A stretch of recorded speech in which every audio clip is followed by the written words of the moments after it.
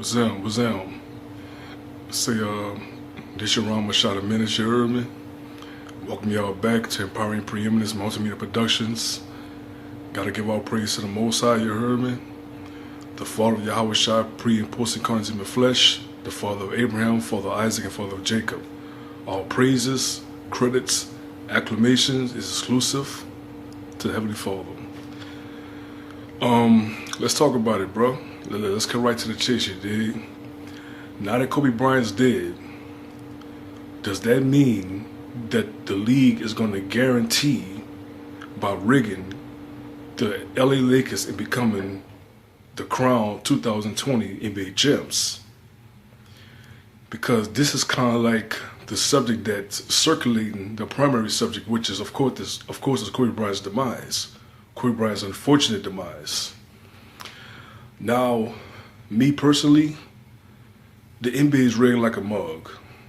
All sports is rigged. You see what I'm saying? Mainly because of the spreads. You know, the spreads lets me know, a lot of times what the outcome of the game is going to possibly be.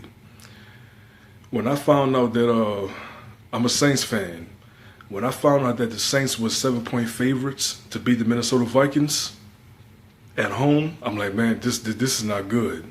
Because that means that the game is going to be close. Even if the Saints win, they may put the Saints fans, in cardiac arrest, as some people would say, because the game is so adjacent, Or, worse yet, the Saints might lose. I remember when the Saints was 3-point favorites at home against the Rams ended up beating them by 3 points, We all know what happened with the Dallas Cowboys, I believe, versus the Miami Dolphins. I think they were like a 21-point favorite, man, which is like pretty much historic spread. And I think it was a favorite by like 20 points, something like that. I forgot, but they didn't. But I don't think they beat them by 21 points. So. The spreads, in my opinion, is one of the things that let you know that this thing is rigged. But going back to the NBA, I mean, it's not a coincidence that LeBron James passes up Kobe Bryant, and then the next day Kobe Bryant meets his untimely demise, because it's almost like a subliminal saying that, hey, look, Kobe Bryant's retired, no pun intended, for good. And LeBron James is the focal point of the Laker franchise. Kobe Bryant is past tense. LeBron James is a present in the future. And it wouldn't surprise me at all that the Lakers become the 2020 NBA champs as a way to commemorate the death and demise of Kobe Bryant. You see what I'm saying? I still think the Milwaukee Bucks can win a championship. I think the Milwaukee Bucks is most stacked, in my opinion, are just a well farmed kind of team. You see what I'm saying? LeBron James' team is formidable enough, but they still lack some things, man, to in order to be true championship contenders, or let alone championship winners. Like I said, the NBA is rigged, just like the NFL is rigged. It's all about the storyline. It's all about narratives. You see what I'm saying? What was the narrative behind the Cavaliers winning the championship against the 73-9 Golden State Warriors? That and somebody pointed this out too. Number 33 is the number of the highest form of Freemasonry, which is blasphemous, because number 33, according to the Bible, is referring to those who's been spiritually refined from the worldly elements.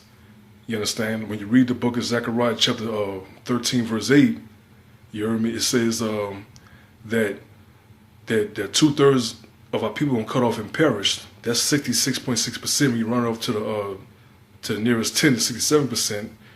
Then it says that the 1/3 is going to be tried as gold is tried and refined as silver is refined. Shall I say refined as silver is refined and tried as gold is tried. Those are 1/3. What is 1/3? 33%. 33.3% to be more specific, but if you round that to the nearest one, it's just 33%. But these demons, these devils, they took our numbers and they tried to make a transition from that which is pleasant to the unpleasantries. So now number 33, when people think about 33, think about Freemasonry. And there were 33 teams that lost after being down 3-1 in the NBA Finals until the Cavaliers. Now the overall record is 1-33. You see what I'm saying? But at number 33 is still to be disseminated. So you're throwing out subliminals. So I wouldn't be surprised if there's some kind of satanic numerology that's implicated and involved. But we know the sports world is rigged, man. The NBA is very rigged. We all knew, man, that LeBron James, up until he joined the Lakers, we always knew that LeBron James is always going to come out the East. That was a given. You know, we always knew he was going to come out on top in the Eastern Conference. You dig? See if I get enough light. Yeah. We always knew he was going to come out on top in the Eastern Conference. You see what I'm saying? Because I guess it was transparent that there was no other team that was good enough to knock off LeBron, which just shows you how weak the Eastern Conference was back then. I think the strongest that they ever been was in 2009, and that's when the Orlando Magic knocked LeBron on his ass in 6 games. But I want to make this as short as I can. But like I said, I'm a Saints fan, man. So I'm not like those delusional Dallas Cowboy fans that think they win the Super Bowl every fucking year. All right, pardon my French. They just delusional. I'm a Saints fan, and I'm not a fan of Drew Brees. You see what I'm saying? He's an elite quarterback. He's one of the greatest of all time. But I'm not a fan of him because he's too pass happy. You see what I'm saying? And Sean Payton and them two are peas in the pod. So I feel like as long as Drew Brees is focused on chasing record, because now he's going after 80,000 yards, which is definitely a given. He's definitely going to get over 3,000 yards for 2020 season if he don't retire. So if he do come back in his final year, it's going to tell me one thing. Not only that he's going to break, now he's going to set the all-time record of being the first quarterback to record 80,000 yards. But if the Saints do win the championship, you're going to hear this from the New Orleans Saints fan himself. It's going to be a rigged ring, a retirement ring for Drew Brees. Just like they did with Peyton Manning. Peyton Manning had the shittiest season in the history of a great quarterback. He threw only 9 touchdowns and 17 interceptions, but yet they still won the championship. I never heard that before, not from an elite quarterback. You see what I'm saying? A Hall of Fame quarterback. If Drew Brees and New Orleans Saints somehow go to the Super Bowl and win it next year, you heard it from New Orleans Saints fans' mouth. It is a rigged retirement championship ring. Because that's what it is. It's a retirement ring. You see what I'm saying? Because the Saints, they got a great running game. They just don't like to run the ball. So I'm saying that to say that, hey, look, it's all about the narratives. It's not about who's genuinely competitive no more. It's all about the narrative. So more than likely, because Kobe Bryant is going to be trending, man, as long as the NBA is here, as long as the season particularly is disseminating, Kobe Bryant is always going to be a hot topic. So, you know, it's safe to surmise means guessing, that there's a possibility that the Lakers already crowned the champion. Just like when the San Antonio Spurs beat the Lakers in 2003. Me and this other cat who was a Utah Jazz fan back in New Orleans, we kept saying they already got the championship. It don't matter who they play.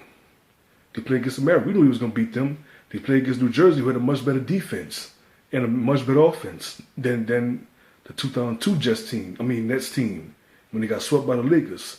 I'm like, man, look, they are still going to win. It was for the San Antonio Spurs to be the victors. So I ain't got much time, man. But let's talk about it, man. Let's debate on it, bro.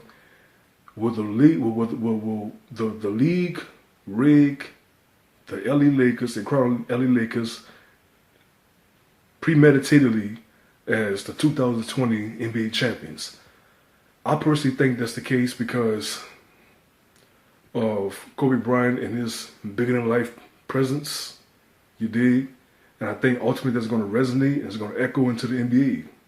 You see what I'm saying? It's going to bring a lot of revenues, to their franchise in the city. You see what I'm saying?